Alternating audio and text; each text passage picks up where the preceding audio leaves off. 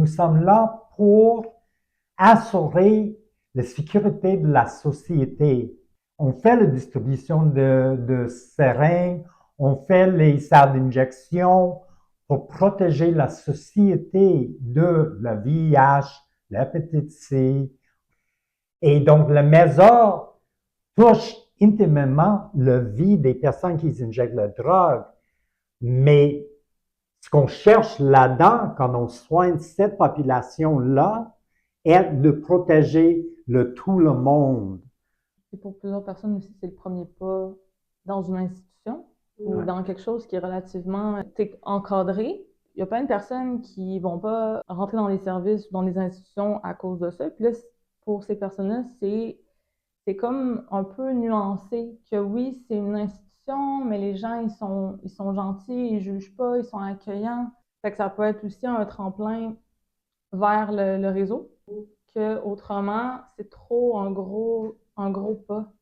Fait que souvent, ils le font pas, puis là, c'est là qu'on se retrouve avec des personnes avec des problèmes de santé là, super graves, qui ont compliqué avec au fil des ans. Là.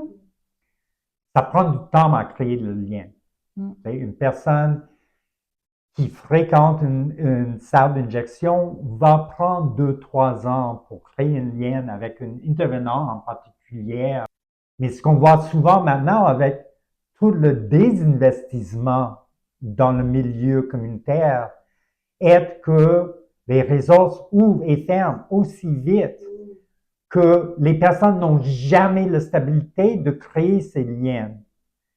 Et si on n'a pas l'argent pour garder ouvertes nos ressources et pour créer ces liens, on va jamais avoir l'opportunité de gagner la confiance de ce monde et de les convaincre que l'aide est possible, de sortir de sa situation est possible.